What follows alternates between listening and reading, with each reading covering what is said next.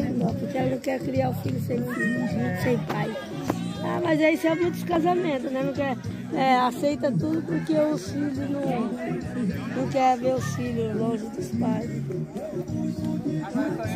Se depender de briga, era melhor largar logo.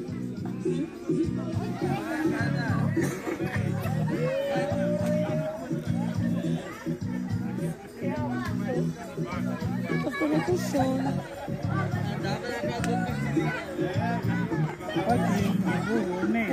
Não faz fumaceira, né? Porque se fizesse aquela fumaceira, ardia todas as vistas. Eu vou mijar nas caras. Maria, vai lá mijar no banheiro então. Não, é porque ele tá rindo dele. Ah, mas então.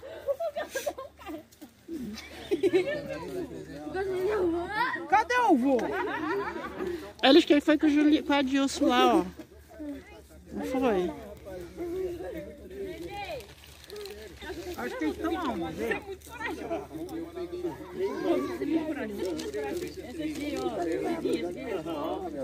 Ó, vem aqui. Se você se banhar tudo pra roupa, você vai ver. Apanhar de mim. Vai embora. Você não dá nem tempo de eu limpar. Amanhã você vai embora? Ele vai. Com quem? O vô vai levar e a mãe vem de encontro. Anda um tanto e o vô anda um tanto. Eita.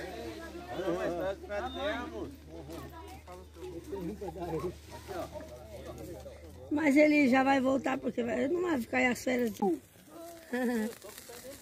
tem medo, não. Ah, não tá nem aí.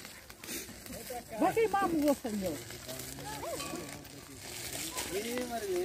Olha que ela gosta dessas coisas.